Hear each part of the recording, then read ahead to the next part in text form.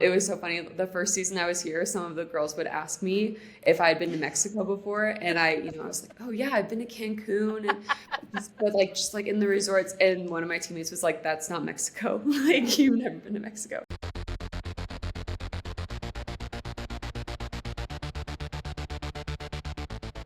Hi, everyone, and welcome to a very special episode of the Women's Game. This week is a huge week in women's club football. There's a club tournament going on this week, a little closer to home, the CONCACAF Champions Cup. The semifinals are tonight, and the final is on Saturday in Monterrey, Mexico.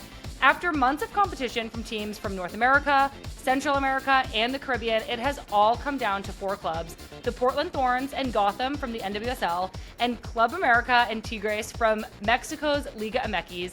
Today, I am so lucky to be joined by one of the players making this tournament so exciting to watch. She actually scored the goal that put Club América through to the knockout round.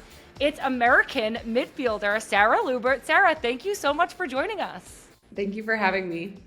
I am so excited to have you here. You have been such a crucial part of your team's attack. You've scored 3 goals and notched an assist in Champions Cup play alone. And it's so fun to watch you play. You look relentless. You look fast out there. And it feels like anytime you're in the box, the ball's going to go in the back of the net. But you didn't start your pro career in Liga MX. So I want to talk a little bit about how you found yourself in the Club América kit and living in Mexico. You're originally from Jefferson City, Missouri, and after a college career at the University of Missouri, you joined the Chicago Stars for the 2020 Challenge Cup and part of 2021. But then you went out on loan to Club América. So I'm really curious, how did this move come about? Can you talk us through some of those early conversations? Yeah, of course. Yeah, basically, I was in Chicago. I signed a 3-year contract there. And the first year was during COVID, so it was Challenge Cup. And then the following year, I just wasn't playing a lot of minutes, which was not surprising to me, honestly, because the team that the Red Stars at the time were stacked. And so actually, the head coach for Club America at the time was Craig Harrington, who had a close relationship with Rory Dames, who was the head coach of the Red Stars. They thought it would be a good opportunity for me to come and get some minutes, get some experience playing professional soccer down here. When I got here, I did not have really any expectations. Everything that's happened since then has like completely exceeded my expectations, but I'm really happy with how everything's worked out. It's such a cool story, and I actually feel like there aren't a ton of stories I've heard of NWSL players and Liga MX players going on loan back and forth. I think that's kind of like an undervalued thing in club football right now, where going on loan is such a great resource, but I don't feel like it happens a ton of the time, especially over here in like North and Central America. I did read that when you arrived to Club América, you were only the club's second foreign player. Were you nervous to leave America, to go to a new country? Like, didn't you have to make the decision really quickly? I was nervous, yes. Basically, it was like, I remember it was a Friday when Rory came up to me and said, "Hey, there's this opportunity in Mexico." And my first thought was, what? Like, this came out of left field. Like, I was so surprised. And he basically was like, "I need your decision by the end of the weekend." And so I was like, oh, wow. So I just started calling like as many, my college coach and trying to find connections to people who have lived in the city, who've lived in Mexico, who knew anything about the league, that they could tell me things. And honestly, actually, my brother was the one who was like, Club América is a huge club. Like they're an incredible club. And he was telling me all about it and like hyping them up. And that made me really excited. But yeah, it did come about pretty quickly, honestly, in the end. But yeah, I agree. I think it's, like the loan and everything went really well for me. Obviously I really enjoyed it and ended up coming back. My growth from whenever I left Chicago to returning to Chicago, I like really felt like I had grown as a player. I had grown in like my fitness. I had so much more experience. I think my first year in the NWSL, I was so nervous because I was playing against such amazing players, and like I really had that like performance anxiety and stuff. And but getting to come here and play here and have so many like good experiences and playing in front of huge crowds here, like I was able to go back to the NWSL and feel more comfortable, and like I could, I don't know, shoot my shot and play a little more. Yeah, it's such an incredible story. I'm so glad that you're mentioning that putting you out on loan gave you more confidence, gave you more minutes. And I feel like, and we're going to get to this in a little bit, when you did return to Chicago, you had an awesome season. You were an important player for the team. Going back to the decision, had you ever been to Mexico City before? No, never to Mexico City. I had been to like resorts in Cancun with my family on vacation. It was so funny. The first season I was here, some of the girls would ask me if I had been to Mexico before. And I was like, oh yeah, I've been to Cancun and but like just like in the resorts. And one of my teammates was like, that's not Mexico. Like you've never been to Mexico. I know. Yeah. That's so funny. I feel the same. Like I've been to Cabo and Cancun and it's like kind of embarrassing to admit, but I really want to go to Mexico City because I hear that the food is unbelievable.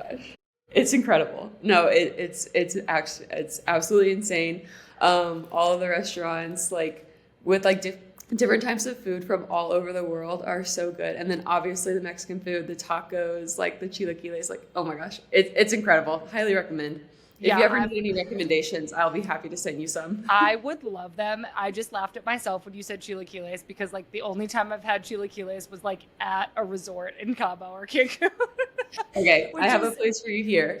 Okay, all right, amazing. I am going to follow up with you about this because I'm really excited and I have always wanted to go to Mexico City. I know that this must have been a big adjustment. You spent so much of your life in the Midwest between home and then playing for Chicago. What do you think was the biggest, hardest thing to adjust to when you made that move? I think the scariest part was just the unknown because I didn't know what to expect. I want to say the language, like obviously like that was a huge barrier for me, but at the same time, there are so many Mexican Americans on the team. And also Craig at the time the head coach was speaking English and the assistant coach was speaking English. So I think the language barrier wasn't as big of a problem as it could have been. All of my teammates were so helpful. They helped like welcome me and get me set up and like comfortable. I stayed in an Airbnb with two other girls, one Mexican American and then another foreigner. And so yeah, I think like the whole experience, like the club really made it easy for me to transition. That's incredible. I love to hear that. You also mentioned a little bit earlier, like when you went there, you were playing in front of these really big crowds. And I do, of course, I'm so proud of the NWSL and so many of the teams get incredible fandom, incredible numbers at their games. But I feel like the soccer culture in Mexico is probably a little bit different. It does feel like soccer fans in other parts of the world, especially in a place like Mexico, just have football in their blood. Everyone grows up playing. The fan culture is so passionate. What has your relationship been like with the Club America fans? Honestly, incredible. I feel like I receive a lot of love from the fans as well, which I really appreciate. The fans here, yeah, are incredibly passionate. You know, like the standards, they have really high standards for us. The expectations are really high, but it's one of those things that like we know that we can like achieve these things, like the goals that are set. And yeah, it's really exciting and like fun to play in front of so many fans. I don't think I ever imagined like playing in front of so many people that cared so much and are just like screaming like nonstop the entire game, like trying to cheer us on. Yeah, so that's been a really cool experience. Do you have like one particular memory where you were just playing in front of way more people than you ever thought you would be? And does anything stick out to you? I think even like the first game that I played in, it was against Necaxa away, which is like not a huge rivalry, not like a huge game. And honestly, I don't think that there were like that many fans there, but there were more compared to what I was playing in Chicago, sorry. And so that was like the first time where, you know, I'm just sitting there and I'm hearing them like singing their songs and chanting and cheering for everybody. And like, that was something that I felt right from the start. That was really cool. I will say too, like, obviously I love the Club America fans and they're the best fans ever.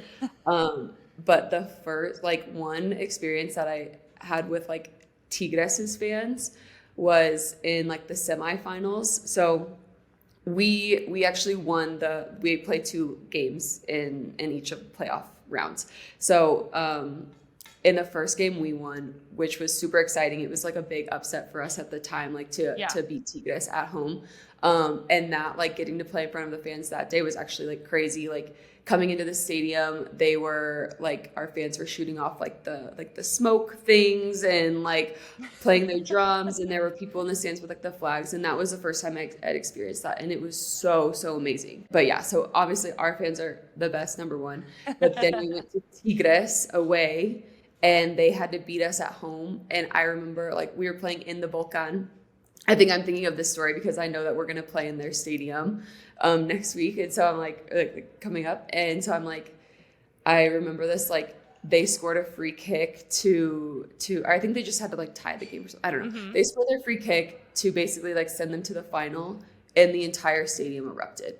And that was the first time that I like felt really small on a soccer field. And just because everything, like it just, everyone like freaked out, and you just felt like scared, honestly, because you weren't a part of the team that won or the team that scored. But yeah, I think it's just one of those things, like the America fans are amazing, but I would say Mexican fans in general like really do like live for the games and like really like put their heart into it. That was such an incredible story. I loved hearing that. And I can imagine the feeling of being like, oh my gosh, like it would be really intimidating to have that the home team score against you and the stadium absolutely erupt, and you'd just be like, oh my God, like, do we even belong here? Even though of course you do. It's what an incredible culture to be a part of.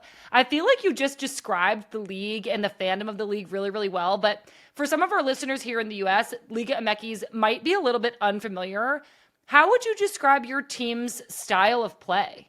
Yeah, I really love our style of play. I think that we as a team have a really strong identity, and that's been, you know, getting built up over years of work with our coach and with the investment that the club is putting in. I think that we're a team that likes to have the ball. We like to be in control of the games, but I think that we also like to get into the attack. We have like forwards that go 1v1. We have people getting into the box and are just trying to play, like, I don't know, I would say this might sound kind of like stuck up, but like we're trying to play beautiful soccer. Like we're trying to put out a product that people enjoy watching. Obviously, the number one thing is to win, and sometimes you're going to have like ugly games and stuff.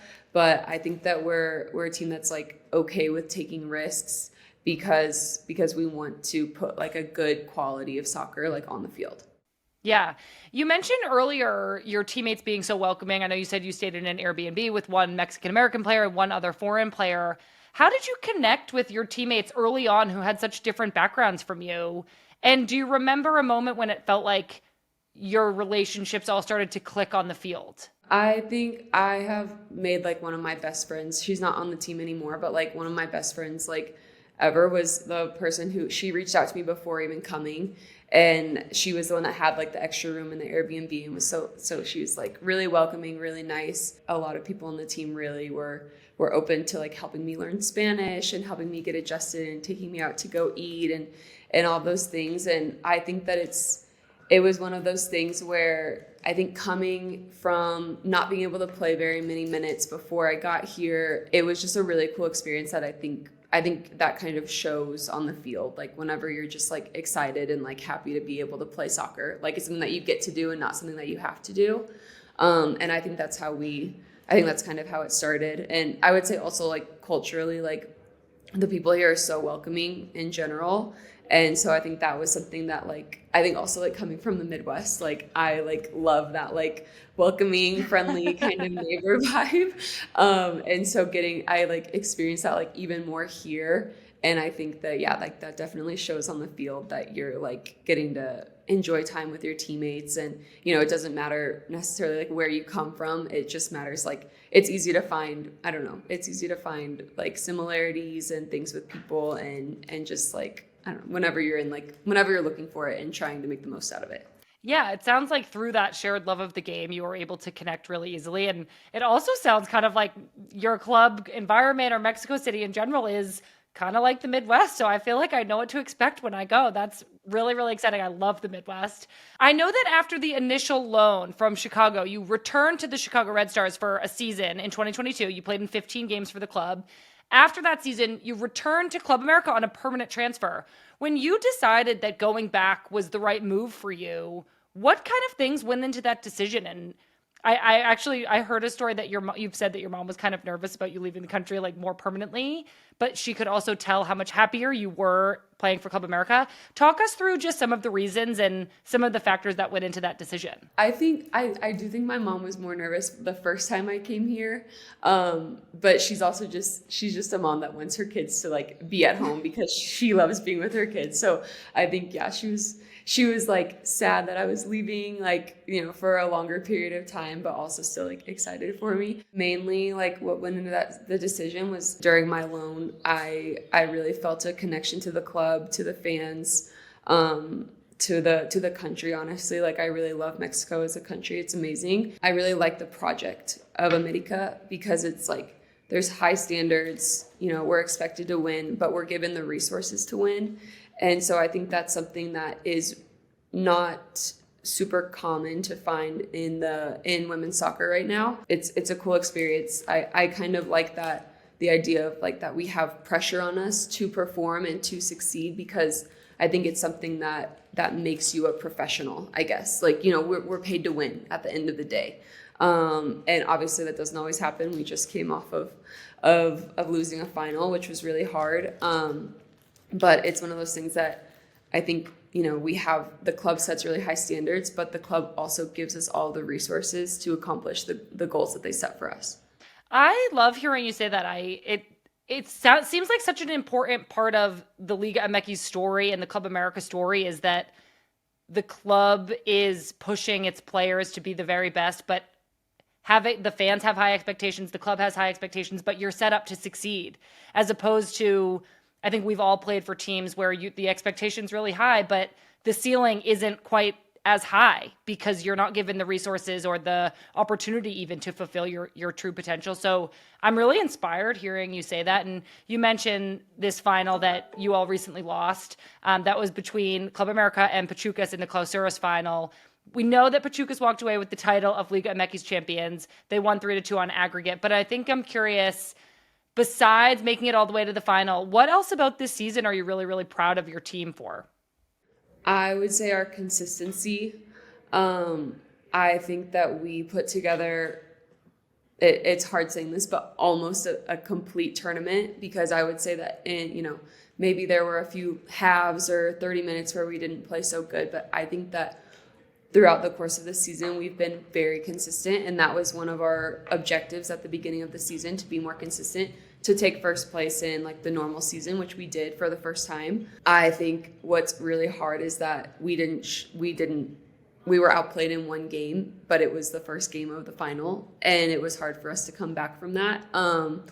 And so I think, you know, it's still something to be proud of. It's something to learn from. It's something that we'll just have to, you know, keep a chip on our shoulder and go back to work. Obviously, first, now we have CONCACAF, so it's something else to focus on. It's another trophy to start to focus on and to try to win.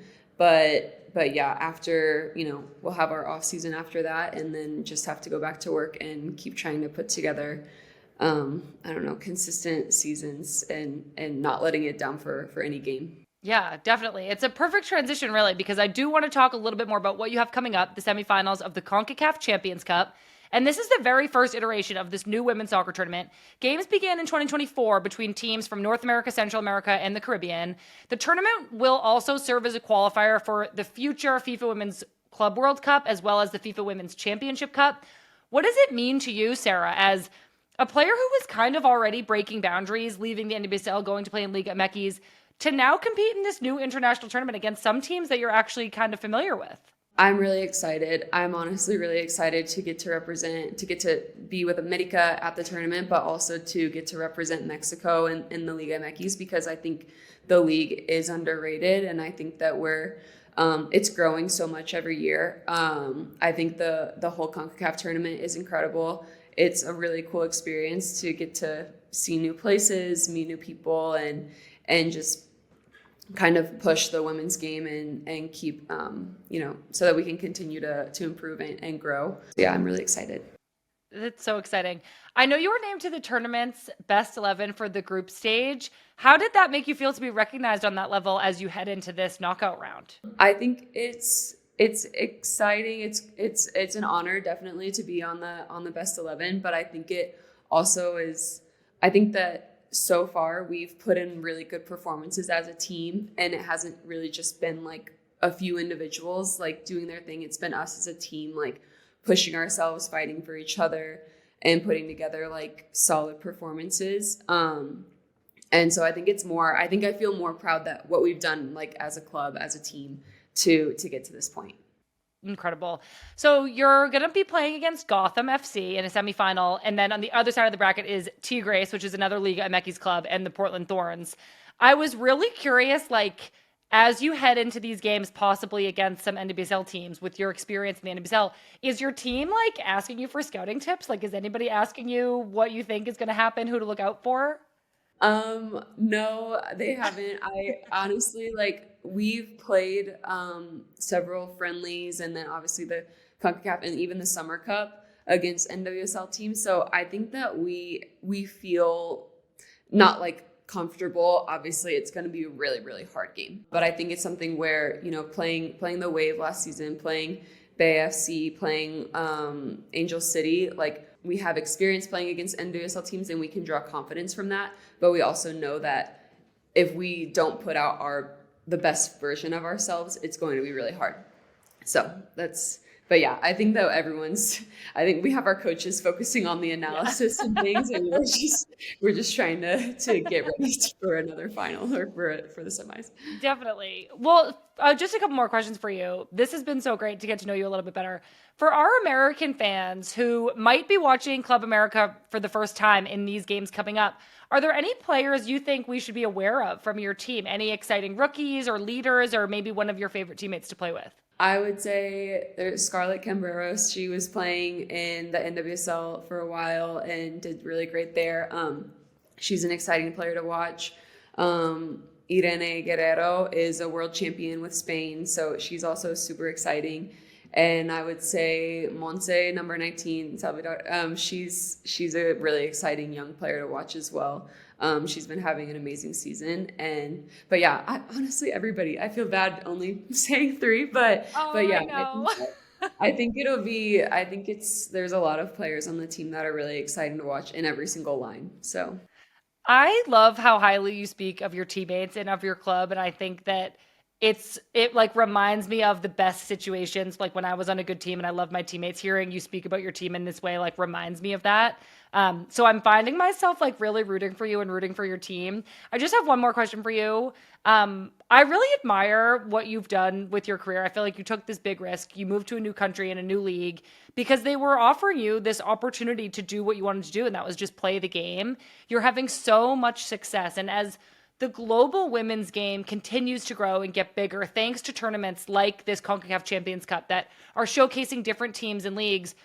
I guess, what hopes do you have for future players who are also willing to take chances and follow their dreams? I have really high hopes for the women's game in general. I think we see it growing every single year. It's really, really cool to be a part of this.